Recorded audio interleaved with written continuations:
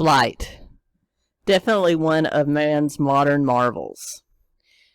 And statistically, one of the safest ways to travel. And when you do think of airline disasters, you may think of hijackings or crashes, bombings, many things, but most of these have one thing in common. They take place when an airplane is in flight. But did you know the deadliest airline disaster in aviation history happened on the runway, on the ground? And that's what we're going to talk about today. Airline disaster at Tenerife today on Keto and Crime and Thought Crime Mystery History. Let's get into it.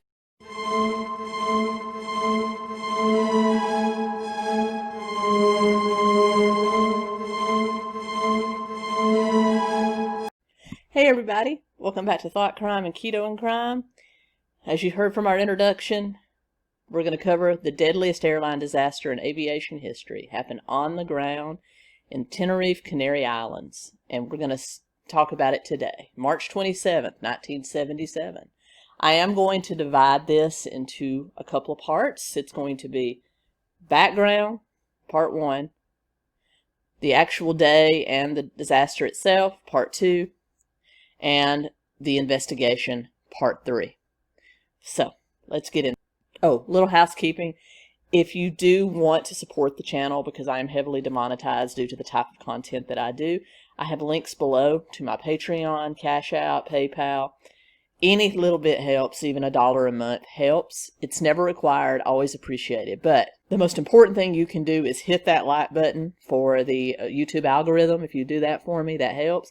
Leave a comment, leave a question. I try to respond or at least acknowledge all of them. So I really appreciate all you guys do. But let's get into it. March 27th, 1977.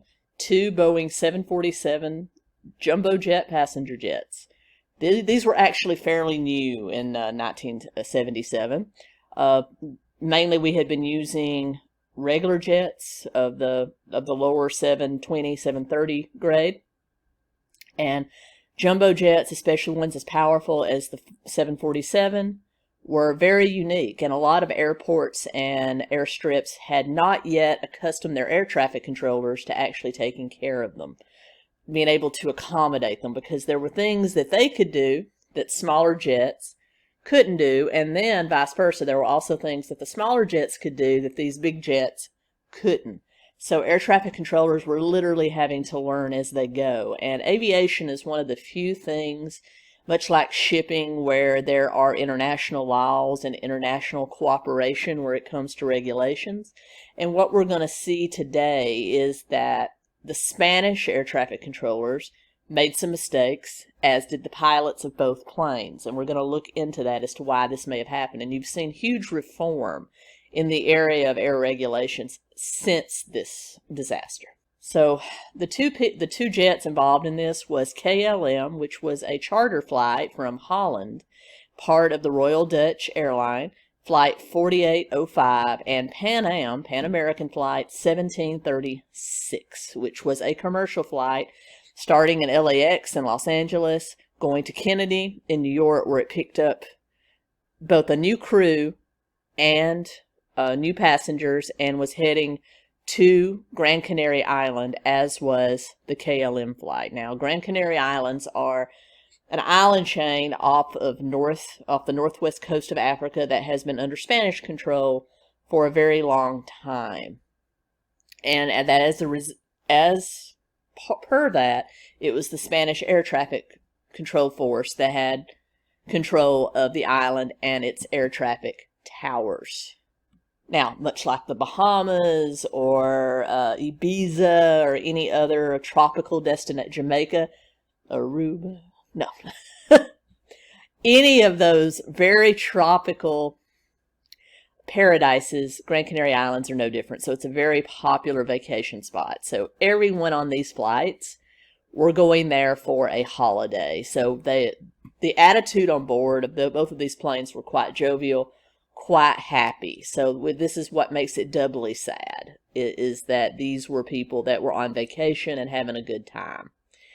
But both planes were set to land at Gran Canaria Airport, the main airport on the Canary Islands.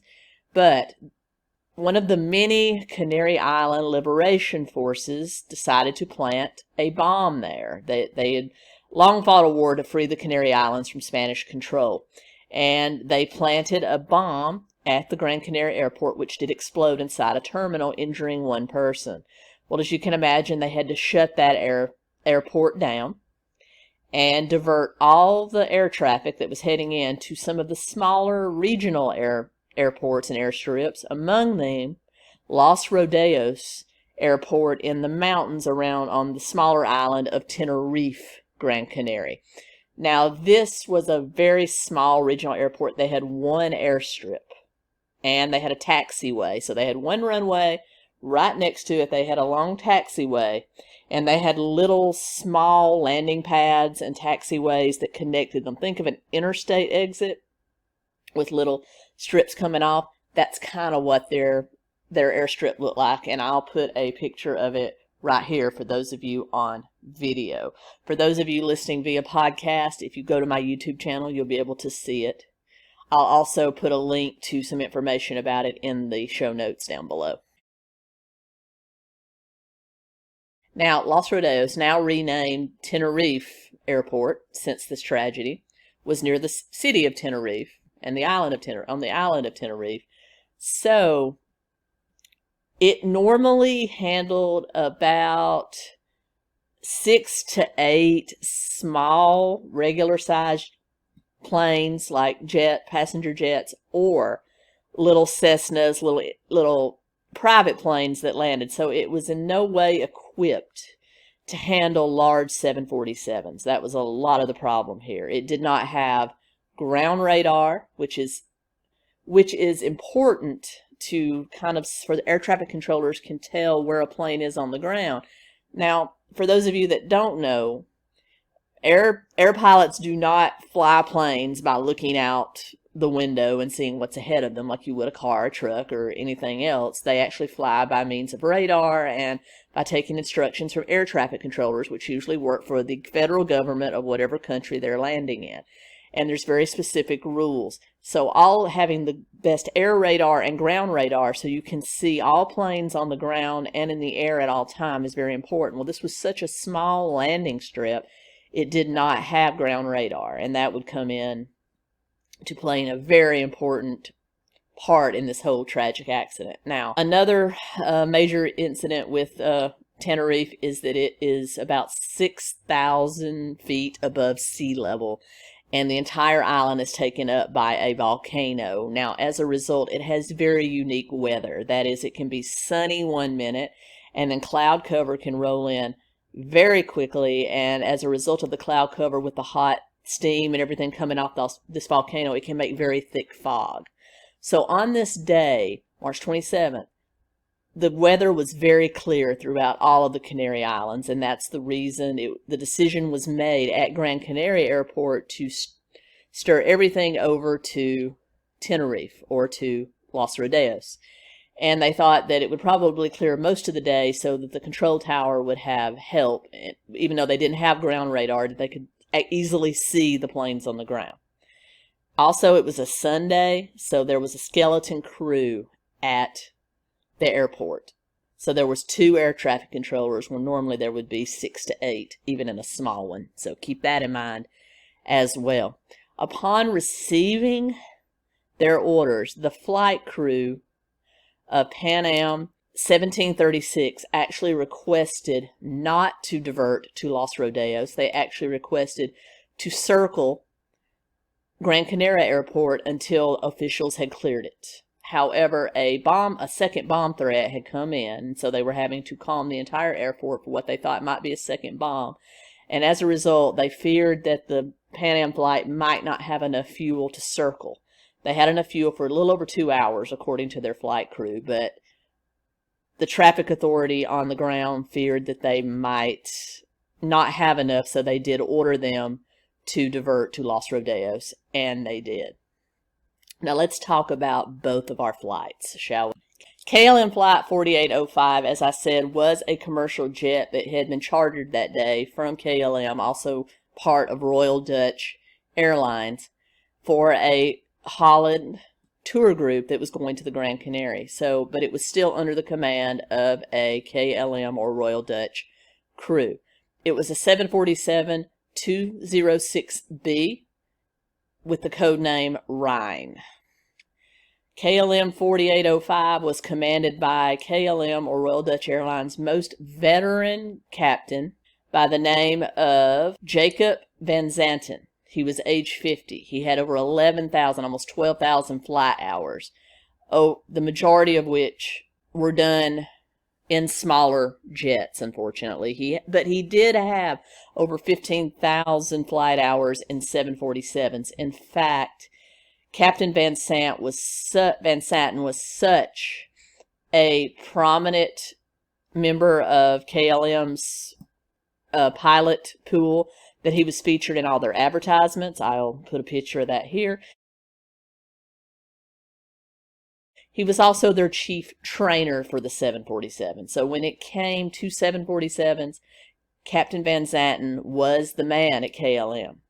However, he had spent the majority of the last few years training other pilots, and this was his first actual commercial flight in several months.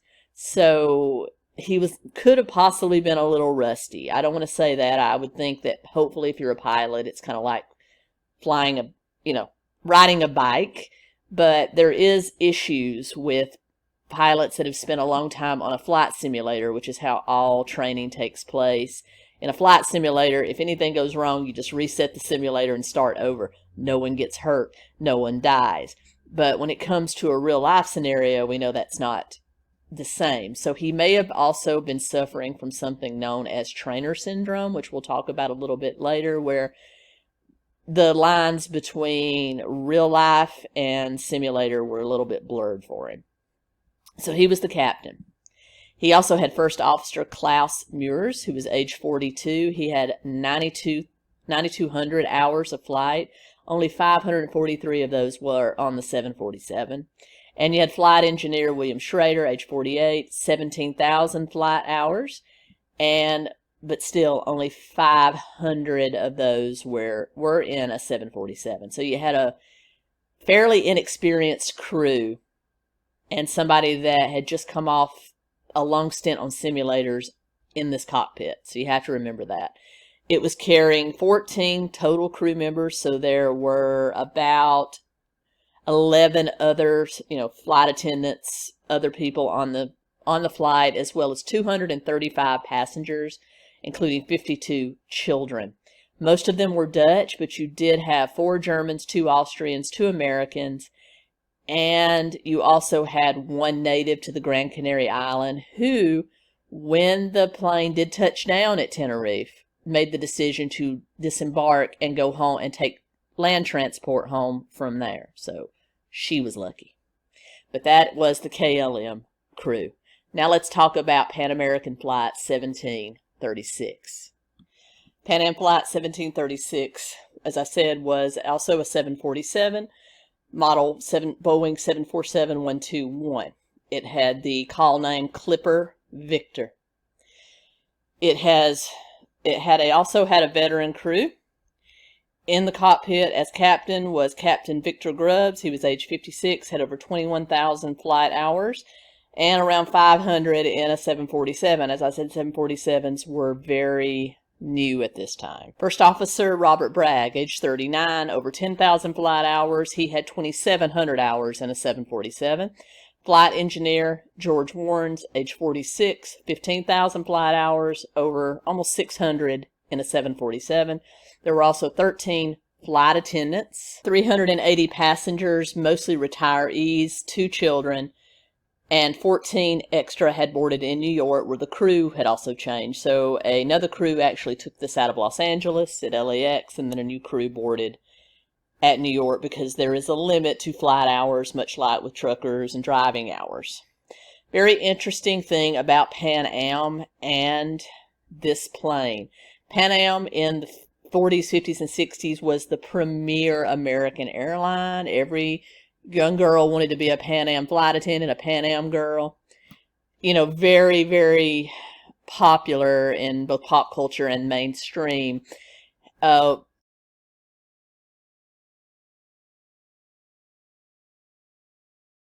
but also had one of the worst records for safety of any airline ever. They were the most hijacked, the most crashes. In fact, this very 747 had actually went into service for Pan Am in 1970, and in August 2nd of 1970, it was actually hijacked between JFK Airport in New York and the International Airport in San Juan, Puerto Rico, and was diverted by its hijackers to Havana, Cuba. So this was one of the first 747s ever hijacked, which just leads you to know just the kind of precarious history that Pan Am had with safety overall. So anyway, that's where we stood on March 27th, 1977 with both of these planes.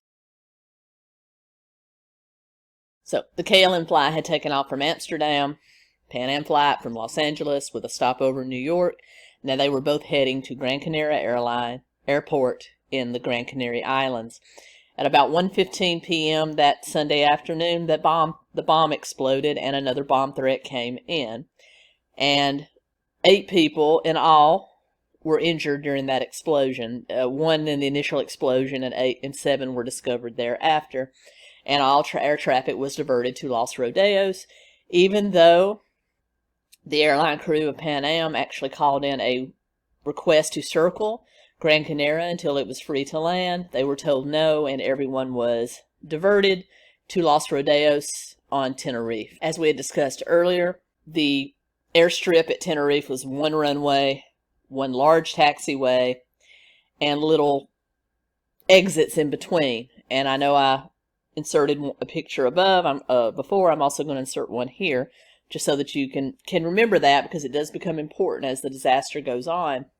But what they were doing, because they had so many different planes, in fact 5 large 747s had been diverted to Los Rodeos from the airport on the major island, they were literally having to land them and park them on the taxiway. So the taxiway parallel to the actual runway were packed with large jumbo jets. And it was going to be pretty much the same for the KLM and the Pan Am flight as they approached. Now, because that taxiway was used up with parked planes, it could not be used for its intended purpose of taxiing.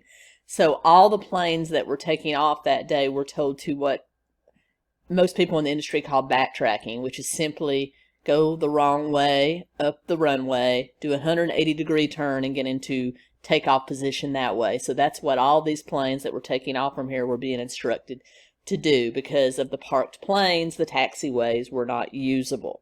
And once both KLM and Pan Am flights started to approach, they had the runway cleared, and they did instruct both of the planes to land. KLM flight landed just before 2 p.m. that day, followed by the Pan Am flight.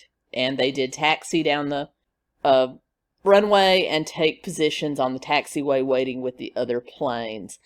The KLM plane radioed the tower asking for permission for their passengers to disembark and go inside the airport terminal so they wouldn't get bored.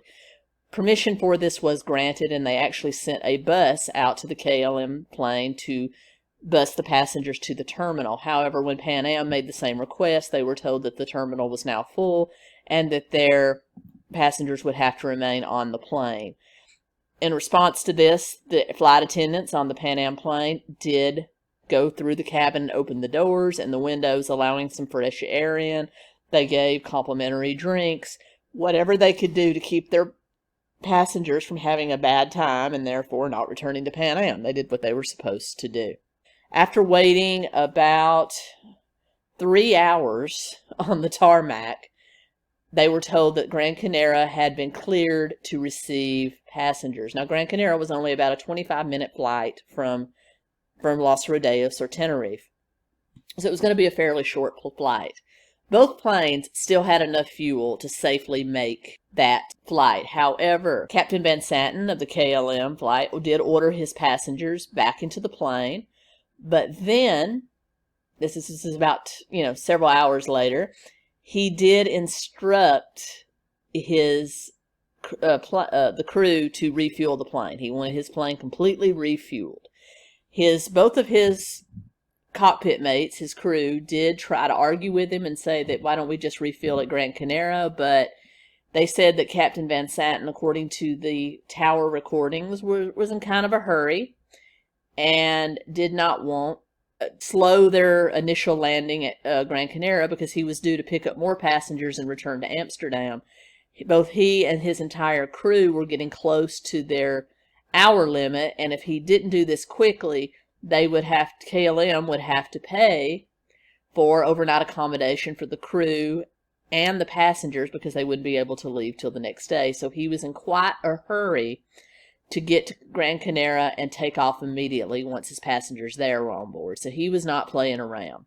However, he did slow everyone's takeoff from Los Rodeos.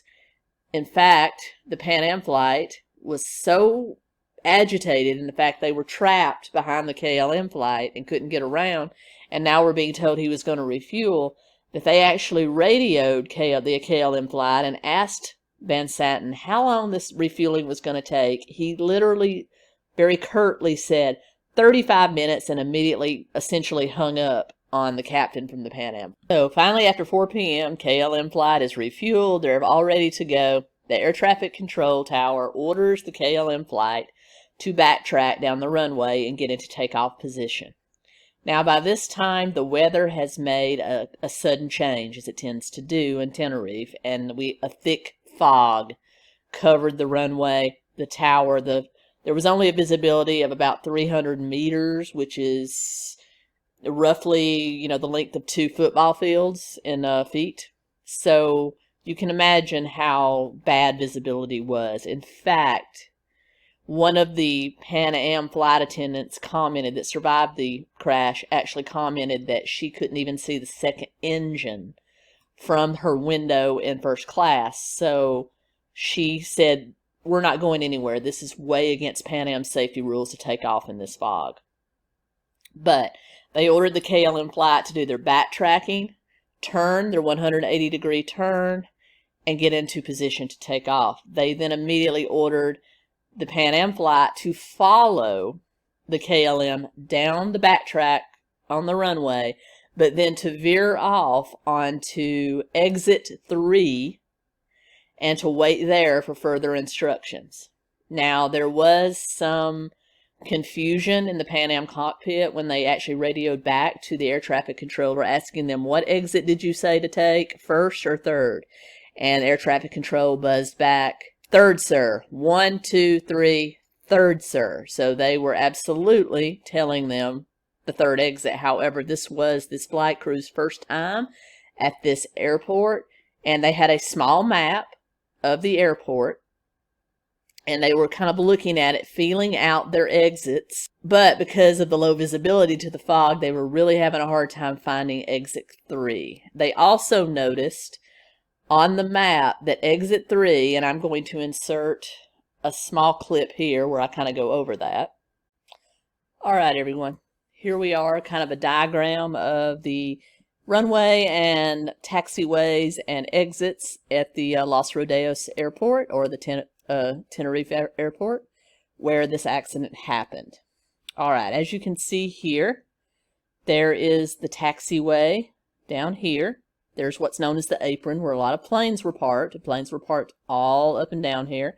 And here are the exits, C1, C2, C3, C4.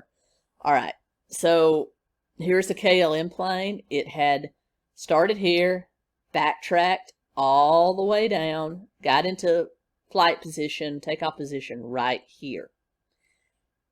Meanwhile, Pan Am was ordered to follow right behind it and exit here at C3.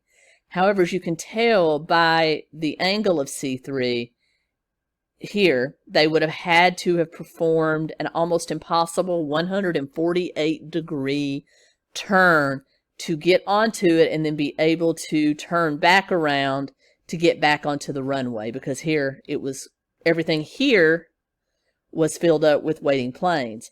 So it would have taken one 48-degree angle to get off the runway onto this, and then another one to get back onto the runway. Almost impossible for a 747.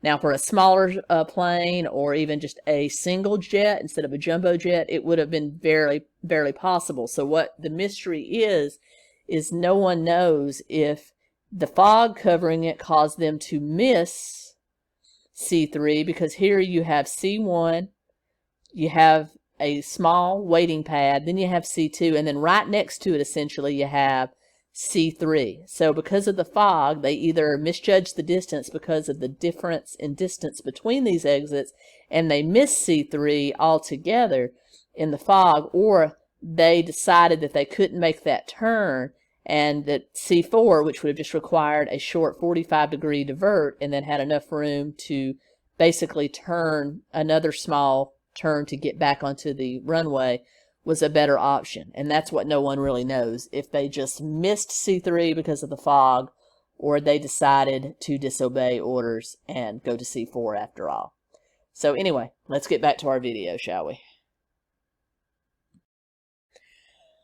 Because exit 3 required them to do what most airline experts would say is an impossible turn to actually get back on the runway, they may have disobeyed air traffic control's orders and decided to go on to exit 4, which to them would just take a small 45-degree angle to get in. So they either decided to go to exit 4, or in the fog, they missed exit 3. But in any case, they were still behind KLM's flight when it completed its 180-degree turn and was in takeoff position. The Pan Am flight was still backtracking behind them, going to what would turn out to be exit number 4. Now, KLM has done their 180-degree turn. They're ready to take off. They radio the air traffic control tower for their air traffic control clearance. Now, this is not takeoff clearance. Air traffic control clearance is just asking for instructions on what to do once they do take off. And they were told that they would go down the runway, take off, and turn right on takeoff. This was their clear path so they wouldn't hit a plane in the air. However, due to radio interference, and at that time radio towers operated off what could only be described as walkie-talkie like, they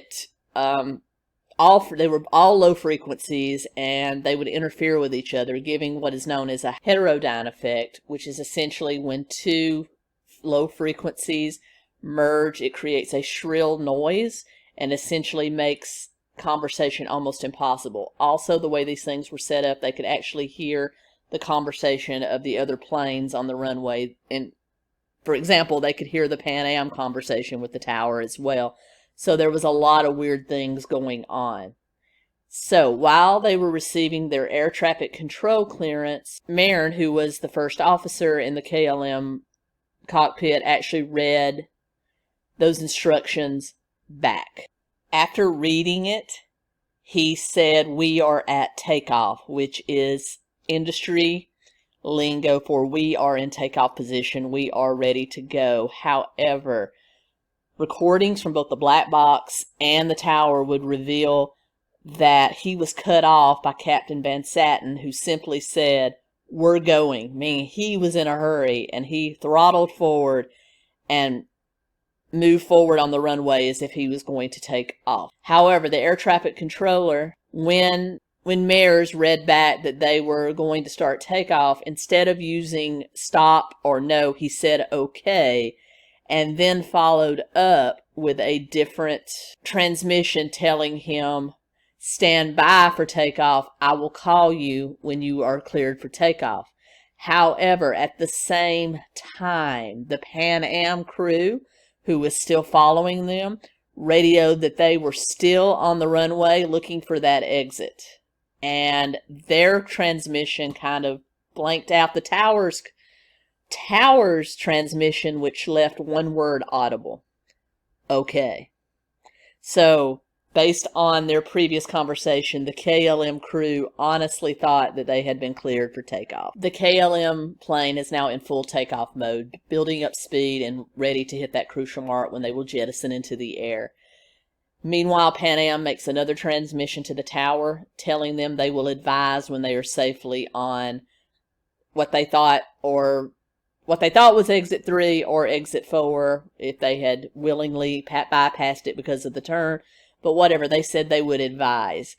Mears, who was on first officer in KLM, overheard that transmission and turned to the captain and said, "Wait, I think Pan Am is still on the runway." He also radioed the tower and said, "Are they not clear, the Pan American?" At which point, instead of waiting for the tower to respond, Captain Van Satin responded with, "Oh yes," and throttled it forward. I'm beginning not to like this asset. Meanwhile, they have gotten close enough to the Pan Am flight, who is still taxiing down the runway, so they're basically coming at each other nose to nose. They get close enough that the Pan Am crew can actually see the plane coming toward them, and radio recordings pick up the captain in the Pan Am flight, Captain Grubb, saying there he is when he spotted the KLM flight, and then he attempted to do a radical turn to get them on the grass and out of the way.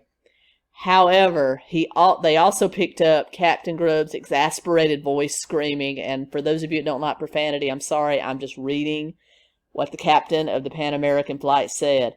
"God damn, that son of a bitch is coming." And then you heard First Officer Bragg scream, "Get off, get off, get off," referring to the captain's attempt to make a sharp turn to get the 747 out of the way. However, it didn't work. About that time, the KLM crew sees Pan Am. They cry out, but they're already, in fact, going into takeoff mode. Up they go, but instead of clearing the plane, they strike. Their tail section strikes the Pan Am flight right behind the cockpit near first class. The KLM smashes into the American jumbo at 290 kilometers per hour. Small explosion happened in the Pan Am's cockpit, or outside the Pan Am's cockpit. Meanwhile, KLM flight remains airborne for just a moment, but then crashes about 400 meters down the runway and completely is engulfed in a fireball. As you can imagine, there were no survivors on the KLM flight. Everyone perished. Now, there were 61 survivors on the Pan American flight, including everybody in the cockpit and several of the flight attendants. However, I do have some clips here of testimonials from survivors that I'm going to play for you. But the majority of the people that survived on Pan Am did so by thinking quickly and going through any opening they saw in the plane. Mostly rips and holes, whether they could get doors open or whatever, they thought quickly and actually risked broken legs, broken necks just to get out of the plane, and they began jumping from the plane. Most of them ended up on the left wing and then on the fuselage of the plane, and they all basically had to jump for their lives.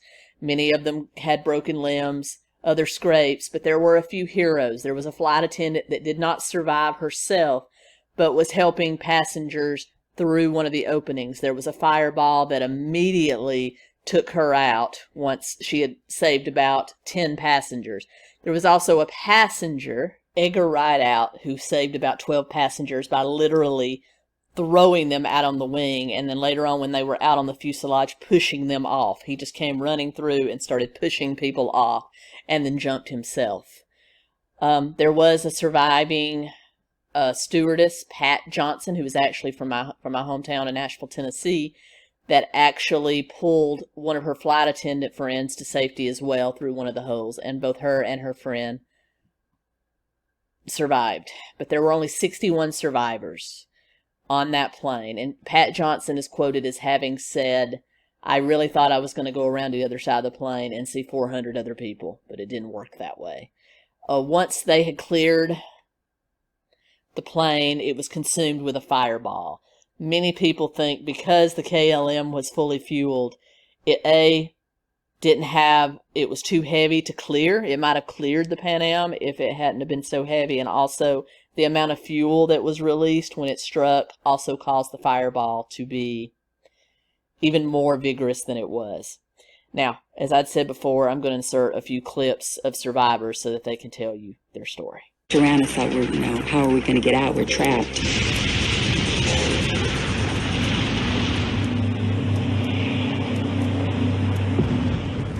The air traffic controllers, ALM, they can't find any survivors. Because of the fog, they have no idea that just 450 meters up the runway, the Pan Am Jumbo is also in flames, with hundreds of people still on board. Without a moment's hesitation, Jack Ridout immediately sets about helping other passengers. There was raw fuel, and I had it all over me. I was drenched in it. I thought, we gotta get these people out of here. So I started just literally slinging people out that door. Meanwhile, Joan Jackson and another flight attendant are trying to escape. I think I must have gone through this hole, and I reached back down and said, Suzanne, give me your hand, and pulled her out, and we found ourselves standing on top of the aircraft. The shattered Pan Am Jumbo can no longer move, but its engines are still running at full power. And I could hear the clanging of the metal in there, and they were starting to disintegrate and throw pieces of metal around. There was another explosion, and the flight attendant who had been helping people was killed instantly. Joan and her colleague are still stuck on the roof of the plane. And I thought to myself, if we jump, we're going to have broken legs, so we're going to be able to get away from the plane if we have broken legs. But the plane begins to disintegrate beneath them. The fuselage where it had broken was kind of trailing down toward the ground, and I think we all just tried to leap for the ground. And immediately, as you can imagine, the investigation started with Spain sending its top flight inspectors to Tenerife to find out what happened, as well as both Dutch and American authorities, air marshals and other members of the federal aviation communities in both countries came immediately to inspect and find out what was happening. The majority of the report, after they surveyed the wreckage, because the black box in both planes it took a while to find them, and they were both damaged when they did. It took them a while to be able to get the recordings of what was actually said in the airplanes. But they were allowed to have the tapes from the air traffic control tower, in which everything we just discussed, the unusual language that was used, the fact that they were doing the very dangerous tactic of having people backtrack down the runway, were heard. But it was determined, after getting the black box tapes and listening to the flight crew, it was determined that in both cases, both the Pan Am crew and the KLM crew had also disobeyed air traffic control orders, which was one of the primary reasons that the accident happened. The majority of the blame from Spain and the USA went on the Dutch crew, claiming that Van Satten's tendency to be a control freak and to be in a massive hurry led to things like delaying the takeoff by 35 minutes because he wanted to refuel his plane and therefore allowed bad weather to roll in. It was also suggested that because of the strict hierarchy in the cockpit, that his first officer and his engineer, even though they had tried to argue with him, they were quickly silenced by him, and that perhaps he was a bit of a control freak. He also flagrantly disregarded tower instructions, or did not wait for tower instructions before taking off, and that was obvious on the recordings. The Dutch, of course, had their own take on it. They pointed out that the Pan Am crew had either chosen to go to a different exit or missed that exit, and therefore they should have already been out of the way. All of this is valid criticism. I think every country and everybody involved had some part to play, and the airport was criticized for not having ground radar, which would have prevented this, from ever happening. And also that the use of the lower frequency radio had actually blocked out certain communications, and so everything just kind of became fuddled. Spain was also criticized for diverting all of the airplanes to a smaller airport that probably couldn't have handled it. And so there was a lot of blame to go around. In the end, there was a lot of reform on this. For example, the issue with Van Santen having been on simulators and a training officer almost up until the point he took this flight was reviewed, and it was reviewed that no one can go right from simulator to live plane. They have to fly as a co-pilot or do some other stuff on a live plane before they are put in charge of one. That he probably had what is known as training syndrome, where he couldn't separate, simulation from real life. Also, airlines were asked to lighten up on crews that maxed out their hours and had to be grounded. Evidently, there was a lot of punishment and retribution that came down the line to flight crews that had to be housed and cost the airline money. That was a factor in Van Santen's hurry up effect. Also, all airlines eased the rigid hierarchy in the cockpit, that you do have the right to speak up to a superior officer if you feel that superior officer is doing something wrong. So that came about. Also, just in general, all landing strips, regardless of size, are now outfitted with ground radar. There are more stringent regulation when it comes to fog. They will usually not land or take off planes now in dense fog of any kind. So a lot of things have changed since this disaster. This has still the deadliest airline disaster in aviation history. Over 500 people died. And as a result, it will forever be, in history books. It's taught in any type of pilot training. They talk about this event, and as they should. It was a terrible accident that could have been prevented. But anyway, I hope you enjoyed it. It was not something I was aware of. I was actually looking for another airline disaster to go over, a bombing, and found this and decided this was much more interesting. So I thought we would go over it. Anyway, I hope you enjoyed it. I'll be back soon with more true crime. Please, if you get a chance, support the channel below. If not, like, comment, share, subscribe. Until next time, Keto Comic.